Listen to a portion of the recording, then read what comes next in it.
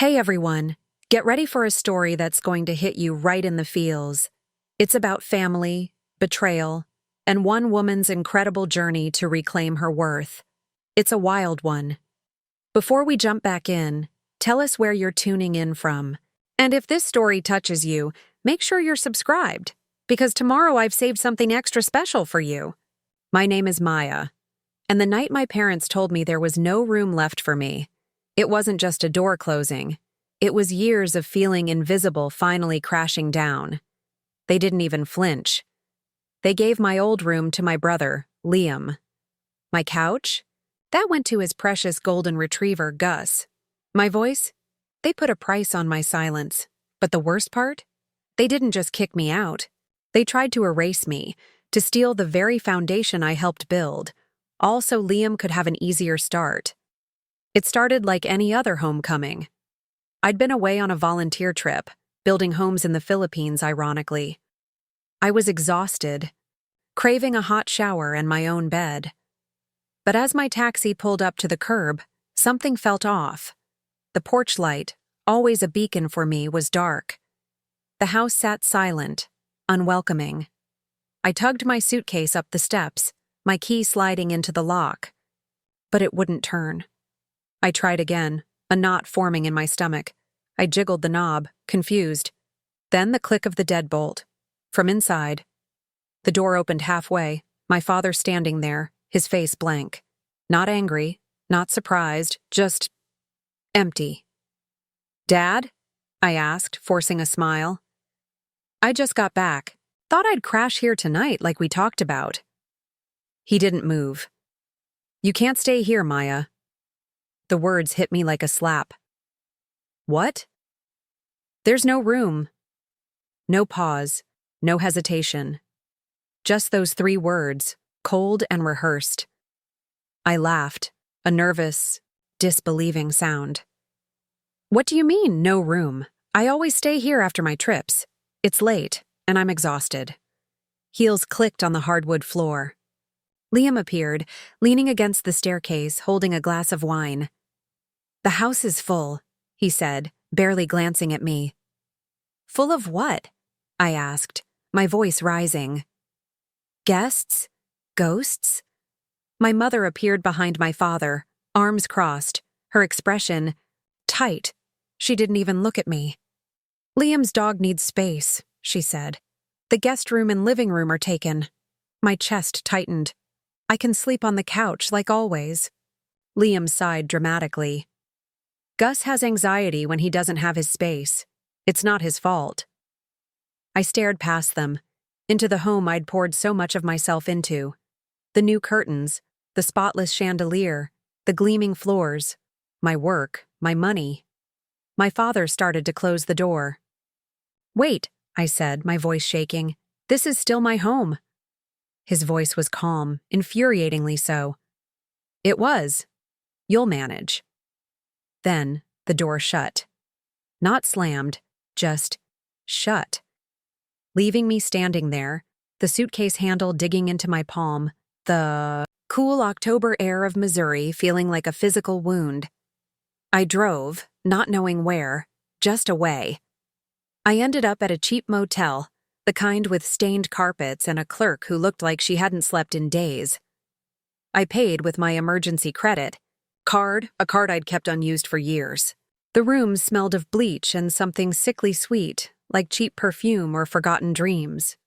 I sat on the edge of the bed, staring at the wall, the betrayal washing over me in waves. I'd given up my own apartment 3 years ago to help them. When Liam's business tanked, guess who covered his debts? Who signed the loan so he wouldn't lose his car? "Just until you get back on your feet," I'd said like a fool. They called me the reliable one, the fixer, the daughter who didn't make waves. And now? I was disposable, less important than a dog. The next morning, I told myself I was driving. Towards the highway, back to the city, back to my quiet, lonely life. But my hands turned the wheel anyway. Muscle memory. I slowed as I approached the driveway, and that's when I saw it. Through the front window. My old room. Transformed. It was pristine, white and gold furniture, soft lighting, velvet pillows, arranged like a magazine spread. A French press sat on the side table, and a framed print above the bed read, "Breathe. You belong here."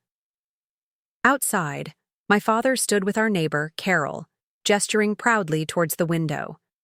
"We just wanted Liam to have a space he deserves," he said, beaming. I didn't cry. I didn't honk, or yell, or march up to the door like some dramatic scene in a movie. I just drove on, my fingers clenching the keychain in my lap, the one that used to hang from the hook in that bedroom. A simple silver tag, worn down now, the engraving still clear. "Welcome home, Maya." And for the first time, I understood. It had never really been mine. That was just the beginning. The motel curtains let in a dull gray light the next morning, slicing across my face like a warning. My back ached from the too soft mattress, my neck stiff from a restless night. I reached for my phone, half hoping for a message from my mother. Something, anything, that would give me a reason to hold on. Nothing. I refreshed. Still nothing. Out of habit, I opened the family group chat. Or rather, I tried to. It wasn't there. Not muted, not archived. Gone. I thought I'd tapped the wrong screen. I searched family home base. No results. I scrolled through my texts, looking for old messages from my father or Liam. All the history was there, but the chat was gone. They had removed me. No explanation, no warning, just silence and deletion. I stared at the blank space where our group used to be. The group I'd built from the ground up. Reminders for Grandma's meds, updates on Dad's surgery, digital copies of Liam's allergy list for when Mom cooked. I managed that calendar like a second job. Out of instinct, I opened the shared calendar, the one labeled Family Flow. My name wasn't on it anymore. It didn't even say removed by admin. It just didn't exist, like I'd never been a part of it.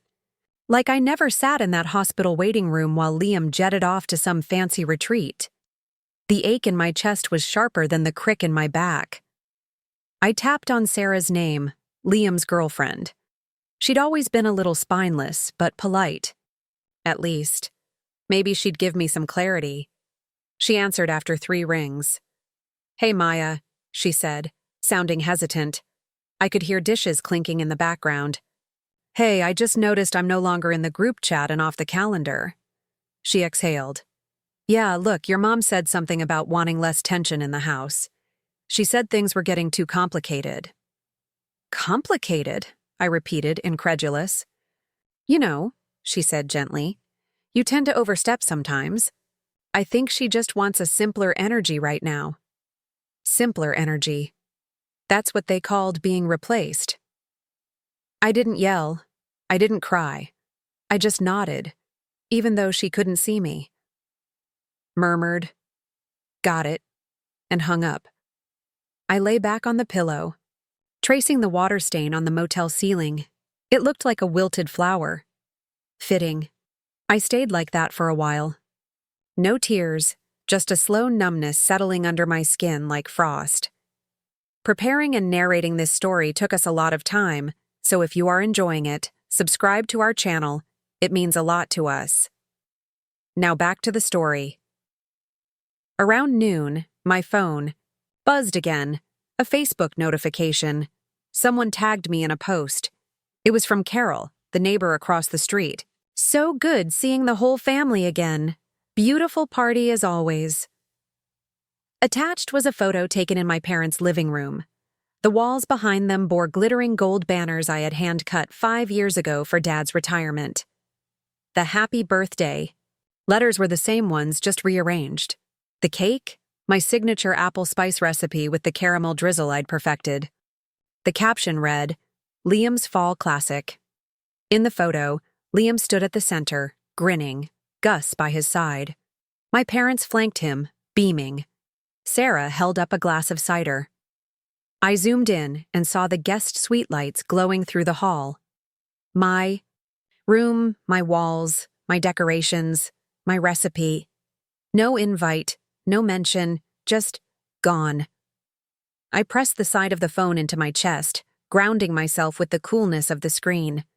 Still nothing from them, not even a text. I opened my calendar to check something else, and there it was, a tiny notification. Maya's birthday today. I stared at it. The time marker glowed quietly. 1 p.m. That used to mean something. We used to do lunch at Mom's. Liam used to post one of those filtered stories on Instagram. Happy birthday to the best big sister. This year, silence. Not a text, not a missed call, not even a passive-aggressive e-card. I turned off the phone. Then, I reached into my bag and pulled out the old leather notebook I carried for client notes. I flipped past scribbles about budget programs and counseling resources until I found a blank page. I stared at the empty sheet for a long time, and then, with slow, deliberate strokes, I wrote one word in thick, dark ink. Enough. I didn't know what that would mean yet, not fully. But for the first time in a long time, the silence wasn't theirs. It was mine. The words sat on the page, still silent, until something unexpected made it burn.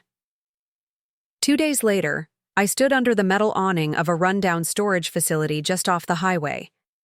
Rain tapped steadily on the tin roof, like an impatient finger.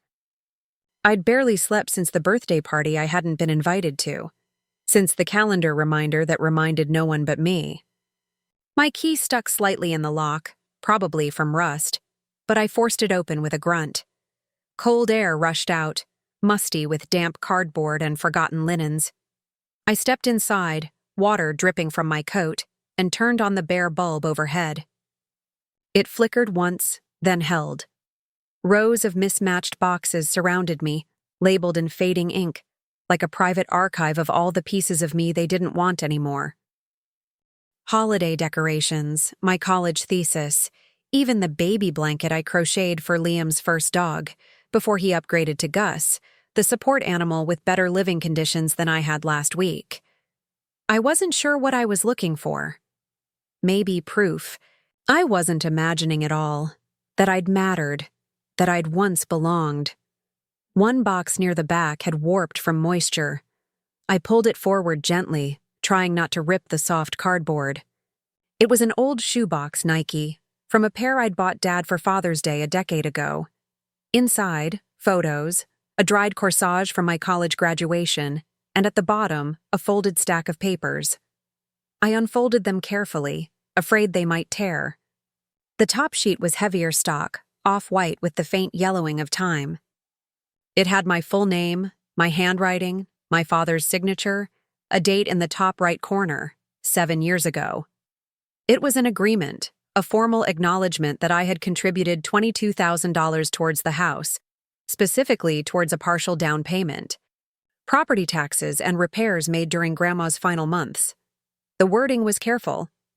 My name was listed as co-contributor and vested stakeholder. The document had a second page, a draft. I realized one line had been crossed out. This agreement will reflect an updated co-ownership documentation. A note in my father's block. Handwriting read, "Discuss later." But later never came. My fingers tingled. I remembered sitting at the kitchen table with Mom the following year. She'd mentioned refinancing, just casually, while stirring a pot of chili. "Can you sign this real quick?" she'd said. "It's for tax clarification. You know how messy these things get." I hadn't asked questions. I just signed. I was raised to believe that when your mother asks, you don't make her wait. And now? I wasn't even on the deed. I dug my phone from my coat pocket, my heart pounding harder than the rain outside. I tapped in Mia's number, an old friend from high school who now worked in the county title office. She answered after the second ring. "Maya? Wow, it's been a minute." "Hey," I said, trying to sound casual. "Quick question. I'm trying to sort out some paperwork stuff about the house on Briar Lane, my parents' place. Can you check who's listed on the deed?" A pause. Sure, hold on. I waited, biting the inside of my cheek until the metallic taste of blood reminded me I was clenching too hard. Mia's voice returned, soft. So, it's just your mom and dad. A quit-claim deed was filed. Looks like it was processed about 2 months ago. 2 months? I repeated, my voice flat. Yeah, she said gently. You okay? I thanked her and hung up. 2 months ago. Right around the time Mom had asked me to help proofread the family Christmas card wording, and Liam had borrowed my printer for one last business proposal draft. 2 months ago, and they'd already decided I no longer existed in their plans. I sat down on an overturned crate, the shoebox on my lap. I didn't cry. I opened my old journal, one I hadn't seen in over a year. Near the back was a folded page I barely remembered writing. Unsent, unfinished, a letter. Dear Mom and Dad, it began. I know you're worried about Liam and I want to help. I'll co-sign the business loan if it means he'll finally get on his feet. But I'd like to talk about how we all contribute and how that gets acknowledged. I never sent it. I remembered telling myself, don't stir the pot. That pot had boiled, over a long time ago, and I just kept cleaning the mess, like it was my job. My fingers grazed something tucked beneath the journal. A napkin ring, crocheted, deep green, shaped like a leaf. Thanksgiving, the first one we celebrated after moving into that house. I'd handmade 12 of them. My mother said they were charming, but a bit rustic for guests. I held the leaf in my palm now, its yarn fibers brittle from time and age. It didn't match anything else in the box. I hadn't meant to save it, but maybe it had clung to the one thing that hadn't let go of me. I looked down at the document again, my name in blue, ink right beside my father's. Not a memory, proof. And just like that, the leaf crumbled in my palm, but something inside me stopped breaking. That night, I didn't turn on the TV. I didn't pour a glass of wine. I didn't even bother changing into pajamas. I sat cross-legged, on the floor of my small rental apartment, a single lamp casting long shadows against the beige walls. I reread the old letters my father used to write me when I was in college. Most of them were short, casual check-ins. We're proud of you, kiddo, signed in his blocky handwriting. I'd once kept them like trophies. Tonight, they felt more like relics from a stranger. Paper ghosts that didn't know what they'd become. I was halfway through one that still smelled faintly of his old aftershave when my phone buzzed. A notification from an old college friend, Keely. She'd tagged me in a comment. Thought you'd be here tonight. Missed seeing you. My chest tightened. My thumb hovered over the screen, curious, hesitant. Then I tapped, and there it was, a carousel of photos. My childhood home. Warm light spilling through the bay windows, the front porch lined with pumpkins and hay bales. Inside, familiar faces crowded around the long dining table. That table was mine. I'd found it at a flea market and spent hours sanding it down, staining it by hand. I recognized the table runner, too, the one I'd sewn from reclaimed fabric. The year we couldn't afford store-bought decorations. Everyone was there. Liam, of course, seated at the head of the table, the seat that had always been mine, right under the chandelier I helped install. My parents beaming, neighbors I hadn't seen in years, even Uncle Fred, who'd sworn off family dinners until hell froze over. I kept scrolling, faster now. My heart didn't pound. It throbbed, a slow ache under my ribs. Each picture chipped away. Another piece. The floral dishes, my collection from estate sales, the mason jar centerpiece I'd made one rainy afternoon, elbows deep in twine and hot glue, and then came the caption under a photo posted by one of Liam's friends. Huge thanks to Liam's generous family for hosting us in their beautiful home. No mention of me, not even a hint. In the next image, Sarah, Liam's girlfriend, stood with a glass of wine raised, grinning. She wore one of Dad's old sport coats, like she belonged. Mom's comment underneath said, "So proud of what the kids are building here. It's becoming something special." Kids building here. I blinked hard. My stomach flipped. The next photo was the one that really did it. The napkin, rings, the crocheted leaves, all 12 of them arranged around the plates with perfect symmetry. My mother had once called them too homespun. Tonight, they were labeled as heirloom pieces made by Mom. A lie. A beautiful, polished lie for strangers to believe. I dropped the phone onto the rug, letting it slide beneath the coffee table. For a moment, I couldn't move. There it was, proof not only of exclusion, but of erasure. I stood up slowly and walked to the kitchen sink, ran cold water over my wrists, trying to ground myself. Then I returned to the folder with the draft of the title agreement. I sat cross-legged again, the paper spread out on the floor. "They've erased me," I said aloud, not whispered, not mourned, but stated. The apartment was quiet, save for the hum of the refrigerator. Outside, it had begun to drizzle again, soft rain ticking against the glass. I looked around at the moving boxes, still half-packed, the blank walls I hadn't bothered decorating. The room felt temporary, like I was just visiting someone else's life. No more. I stood, wiped my hands dry on my jeans, and walked over to my small desk. I pulled out my laptop and opened a folder labeled Family Finances. I hadn't touched it in months. It was time. One by one, I began opening files, bank transfers, scanned receipts, photos of the house during renovation, me with paint in my hair, grout under my nails, emails with subject lines like appliance reimbursement and roofing invoice split. Then I opened a new folder, Proof.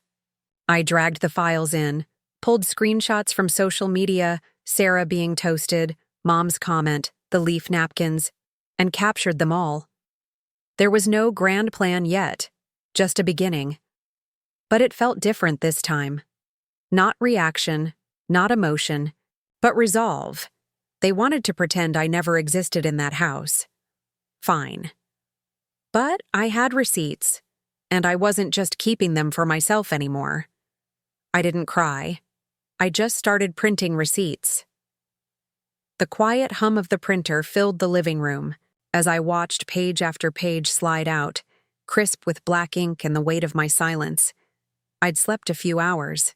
Not much, but enough. When the sun came up over Kansas City, I already knew where I was going. The brunch was set for 10. Aunt Lucy hosted it every other Sunday, rotating between breakfast casseroles and baked French toast. I hadn't been invited in over a year. Not formally anyway. But I remembered the rhythm of their weekends better than they ever remembered me.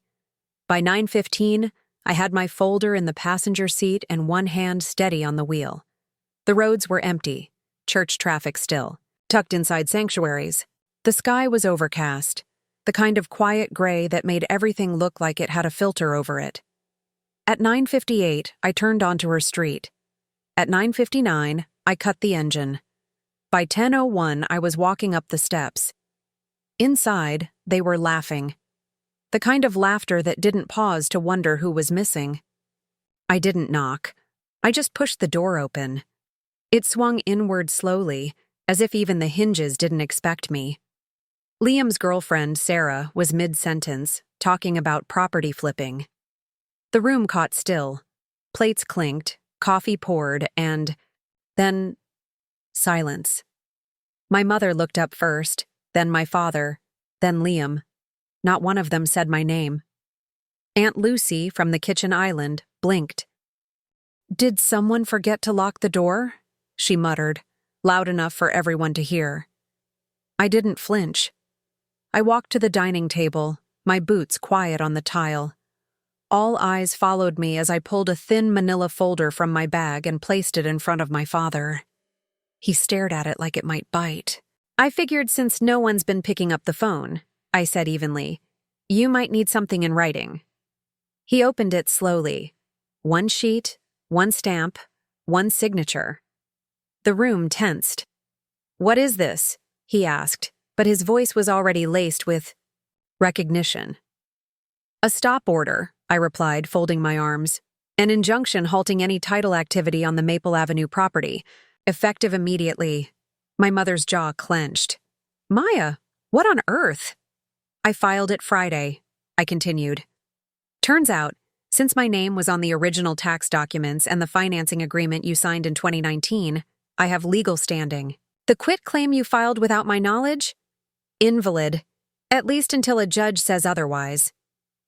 "You're ruining the family's future," she snapped, rising from her chair. "No," I said calmly. "I'm protecting my past." My father pushed the paper back, toward me, not touching it. "We didn't want to hurt you. We just didn't think you'd understand the bigger picture. We were trying to build a legacy, something Liam could carry on."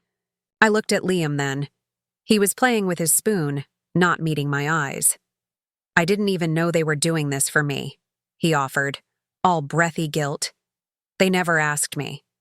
"That's convenient," I said. He finally looked up. "You always make things so heavy, Maya. Maybe that's why no one calls anymore." I smiled, not warmly. "If you're going to erase me," I said quietly, "at least do it legally. I won't let you sell the floor I built under your feet." My mother scoffed. "You didn't build that house, sweetheart.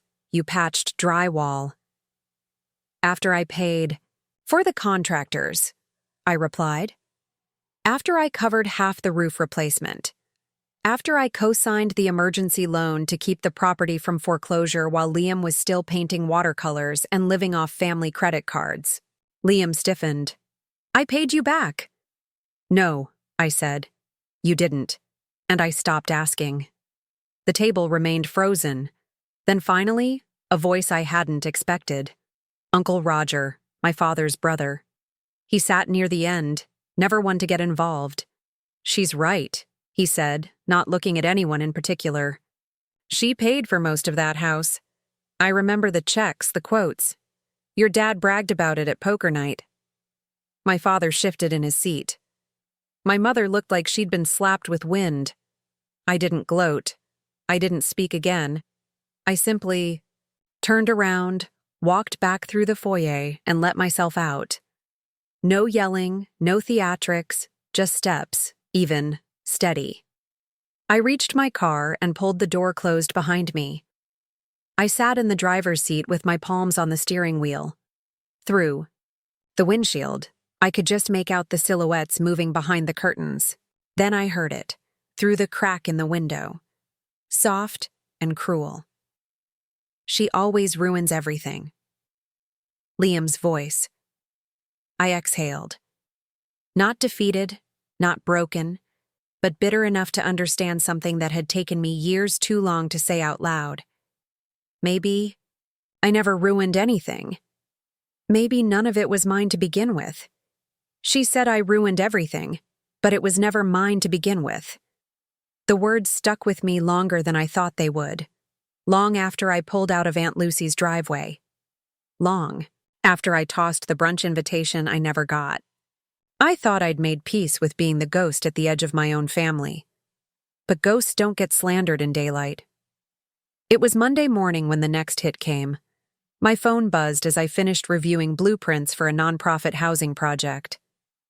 The voicemail icon blinked. I tapped it. "Hi Maya, it's Dale. Listen, we've decided to pause the contract for now. Some concerns have come up. Rumors online. Nothing personal, just optics. Let's touch base in a few weeks." I sat there, phone still pressed to my ear long after the message ended. Rumors. I pulled up Chrome on my laptop and typed my name into the search bar. Second result down. Local developer under family dispute over fraudulent property claim. The article wasn't on a major site. It was buried in a free blog platform full of vague accusations and sensationalist phrases like embezzled inheritance, dishonest sibling, property dispute cover-up. It referenced the Maple Avenue house, the injunction, and somehow twisted it to make me sound like a bitter, grasping relative trying to extort her own parents. There was no byline, no sourcing, just poison. Theo was the first person I called. "Can you trace the origin?" I asked. "Who posted this?" He was silent for a few beats, then let out a soft whistle. "I'll look into it." By noon, he'd found it. It's hidden behind a fake IP mask, but I ran a bounce check on the server path. The link rerouted through an assistant's laptop. Someone working part-time at a boutique marketing agency registered under the name Liam & Co. I didn't blink. "Send me a screenshot." An hour later, I was parked outside Liam's store. I watched as the front door locked from inside. Liam emerged in designer sneakers too flashy for sidewalk cracks, sunglasses on even though the clouds hadn't lifted. His assistant walked behind him, phone in hand, nervously glancing at the sky. They didn't see me at first, not until I stepped out from behind the car. Liam slowed. "Maya?" I didn't answer. I walked forward and held out the printed page. "Did you think I'd just roll over?" I asked, my voice low. He looked at the paper but didn't reach for it. "What is this?" "The IP that posted the fake blog about me. It traces to your assistant's laptop." He tilted his head. "You're making assumptions." "I'm making facts," I said. The assistant looked like she wanted to melt into the asphalt. "I didn't post anything," she blurted. "I never said you did," I replied calmly, then turned back to Liam. "But you gave access, and that's enough." "Maya, I think you're overreacting. It's just a blog." "If you come for my name again," I said, voice even but sharp, "I won't just defend it. I'll dismantle every lie you've ever built, Liam. Carefully, quietly, and completely." He looked like he wanted to say something else, but I was already walking. Away. Back in my car, I let the silence settle again. Let the pressure in my chest melt into resolve. That evening, I opened my laptop again. An email from Theo sat at the top of my inbox. Subject: "Sorry about Dale, but this might help." Inside, a formal termination contract, and beneath that, a short note. Also, this guy named Evans saw the article and called me. He thinks you handled it with class. He's looking to fund women's projects in the Midwest. I told him I'd pass along your info. I stared at the screen. It wasn't much, just a thread. But I'd followed threads before, mended them, stitched them into stronger seams.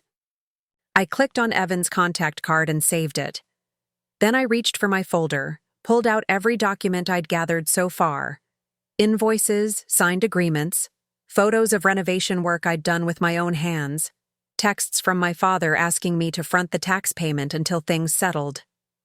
And then I opened the deed again. Buried in the middle was a clause I'd forgotten. In acknowledgement of co-builder contribution, the undersigned shall retain rights over any future sale or transference of property. I read it twice, then once, more. They thought I'd forget. They thought I wouldn't know where to look. But I'd been in every corner of that house, painted every baseboard, replaced every fixture, buried every bitter feeling just to keep things standing. Not anymore. This wasn't about protecting what I built. It was about building something they could never touch. They came for my name. So, I started writing a new one where they couldn't reach. I arrived at the Travis County Courthouse just after sunrise. It was cooler than usual for Austin. Gray sky, light breeze, the kind of weather that makes you question if a storm is coming or if the air just wants you uneasy. I wasn't dressed to impress. Slacks, a navy blouse, and flats.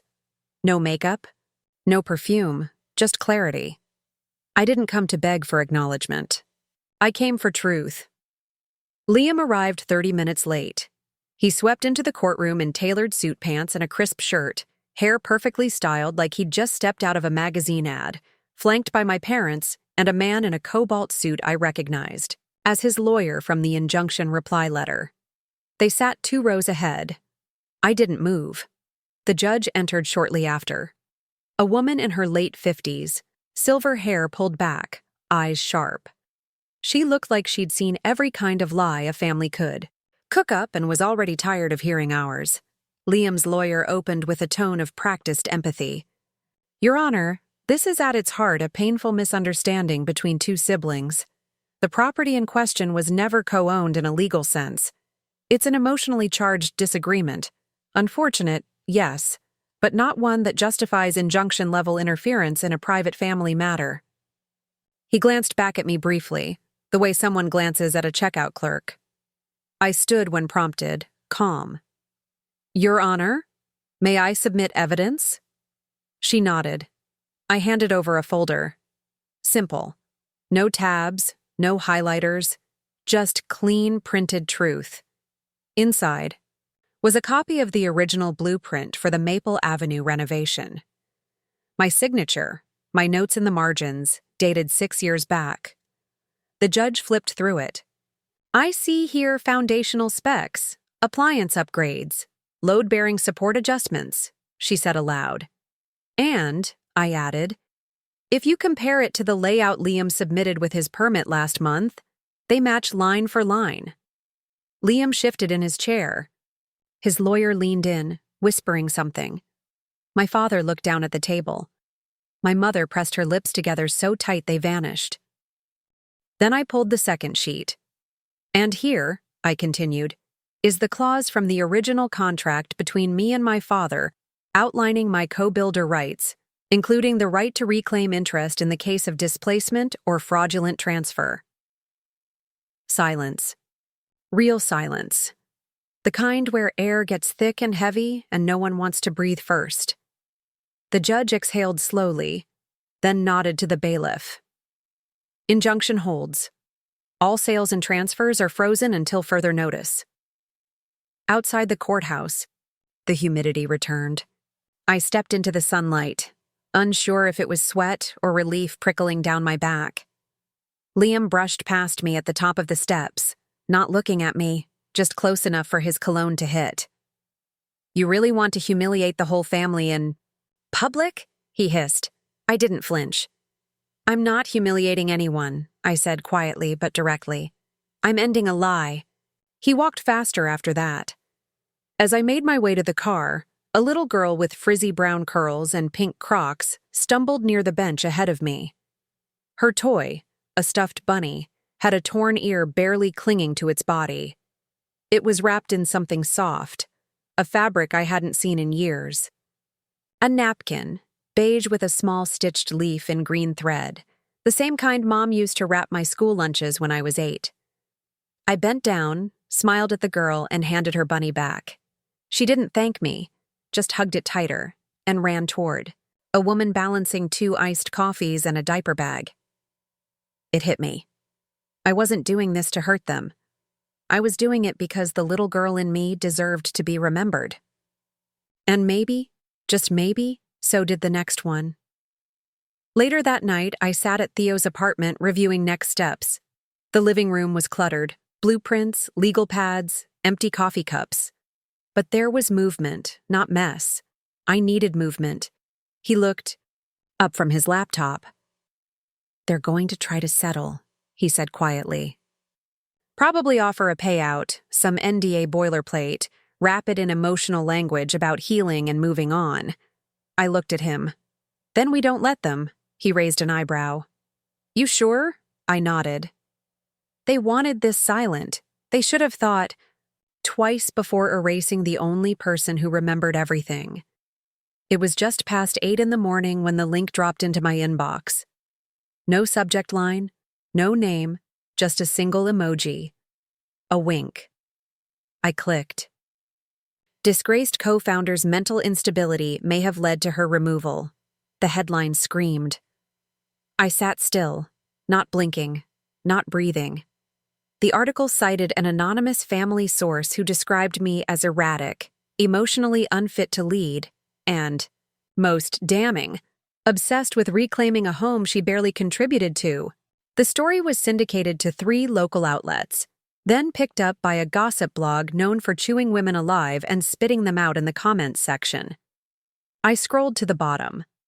Liam hadn't signed his name, but the style of the phrasing, the passive-aggressive spin about compassion fatigue and nurturing a fragile mind, it was his voice without the polish. My phone buzzed again. This time it was my attorney, Trevor. "Want me to call them off? This is libel. We can push for a quiet retraction if you'd rather settle." I closed the laptop lid, looked out the window. "No," I said. "I'm not here to be reasonable. I'm here to be remembered." Trevor paused. "Then it's time." I nodded. "Send the file." The file was named exactly what it was. When Dad forgot I was in the room. It was a recording from a dinner 3 years ago. I'd stayed behind in the hallway after clearing the plates. They thought I had gone home. My phone had accidentally kept recording from my bag. In the clip, my father told Liam, "She's the builder, but you're the face. If we play this right, she'll walk away like she always does." My mother had laughed. "Just tell her there's no room again." That sentence had been echoing in my head for weeks, but now it echoed across the internet. By nightfall, it was everywhere. The clip aired on a local news segment, picked up by a national podcast, and dissected frame by frame in Twitter threads by legal bloggers and family therapists. I didn't respond to any of them. I let the clip speak. Within hours, sponsors pulled out of Liam's upcoming wellness launch.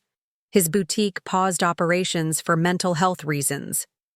My father's name, once pristine in local circles, was attached to the phrase asset reallocation scheme on every forum. By 10 p.m., I was in the neighborhood where I once lived, where I once paid the winter heating bill because Dad was covering Liam's lavish trips. I parked outside the house. No one was home. Porch light on, a pumpkin rotting near the stairs. I didn't knock. I walked in using the spare key I had never returned. The hallway still smelled like the lemon floor cleaner I used to dilute by half, because Liam thought it smelled too aggressive. In the kitchen, under the same flickering overhead light, I placed an envelope on the counter. Inside it was a voided check, $130,000, the amount I'd once loaned to my parents during their refinancing disaster, the one they promised they'd repay when the family business bounced back. They never did. I'd left a note attached to the check, written on the back of a napkin from that very kitchen drawer. It read, "This is the last check you'll ever cash in my name." I didn't slam the door on my way out. There was no rage left to throw. Just something heavier, quieter, final. The next morning, I walked into the empty gallery I'd rented downtown. The sunlight hit the far wall at an angle that painted the floor in gold. I pulled out a chair, sat down, and opened my laptop. Emails were still coming in, some supportive, some hateful, most curious. But I didn't open them yet. I opened my document folder, renamed a file. Chapter 1, How I Reclaimed My Name. Outside the window, people walked by, holding coffee cups, dogs on leashes, their lives moving forward like nothing cracked. But inside, I knew something had shifted. They said I was unstable. Maybe I am. But I'm also standing alone and free. The house was quiet when I returned, but the silence no longer hurt. It was the kind of quiet that didn't echo loss anymore. It just was. Light streamed through the east-facing windows of my gallery, brushing against unfinished canvases and stacked crates of ceramic molds. I stood in the entryway with a cup of tea, breathing in the stillness. For the first time in months, I didn't feel the need to check my phone. A soft knock broke the silence. Not urgent, just familiar. I opened the door to find Miss Carver, my high school art teacher. Her hair was all white now, tied in the same loose braid I remembered from sophomore year. She held a box, worn at the corners and sealed with a single strip of duct tape. "I found this in my trunk," she said, her voice soft but steady. "It's been there for years. Yours." She handed it to me and turned to go. But just before stepping off the curb, she looked back and added, "You built it, Maya, just like you said." You would. Inside the box was a sketchbook. On the cover, "Room of My Own," in childish block letters. Drawings filled the pages, layouts of homes I imagined as a girl. Open floor plans, shared kitchens, a backyard with a fire pit. There was one sketch of a door with no lock, just a sign that read, "Everyone belongs." I placed the book on the main desk of the gallery and walked the perimeter in silence. My show, titled Inheritance, would open that evening. I hadn't invited family. I hadn't sent press releases. I hadn't hired a single photographer. But somehow, by late afternoon, people trickled in. Couples, students, elderly neighbors, a woman with a stroller and a father with his teen daughter. They wandered through the quiet space, pausing in front of sculptures, installations, and framed quotes taken from real conversations. Mine, my parents', Liam's. Words once whispered in rooms that no longer held me. One piece drew them most. It was a broken wooden door, fractured down the middle but mended with gold resin, a nod to the Japanese art of kintsugi. Across its surface, etched in faint cursive, were phrases from my father's recorded confession. "She's the builder, but you're the face. Just tell her there's no room again." Beneath the sculpture, a single title placard, "No Room." People read in silence. Some lingered longer than others. One woman, mid-60s, in a navy cardigan with gentle eyes, stood there with her hands folded over her purse. I watched from the far corner as she brushed a thumb over the edge of the brass plaque. Then she turned and saw me. "They said the same to me," she said, her voice barely above a whisper. "That there wasn't room for me. Not after the divorce. Not once I stopped giving them money." I walked toward her, slow and steady. "And what did you do?" She gave a tired smile. "I made a new room." I smiled back. "Then you and I have something in common." That night, after the last guest had gone, I sat cross-legged in the gallery's back office with a mug of chamomile and the sound of wind tapping gently against the window panes. The world had erupted just a few days ago. Headlines, backlash, apology, statements. Liam's PR team scrambling to scrub quotes from podcast transcripts. My parents had tried to backpedal, blaming confusion and poor communication, only for a former assistant to leak emails that made their intentions crystal clear. But I didn't respond. Not once, not publicly, not privately. I didn't need to anymore. The gallery was mine. My name etched in brass out front was clear and untouched. Maya Roth, founder, owner, artist. Above the door, in soft gold lettering, a final sign read, "Yes, there's room here." I sipped the last of my tea, leaned back in the chair, and let the silence hold me, not as punishment, but as proof. I had made space without permission, without apology, and without a single person's blessing.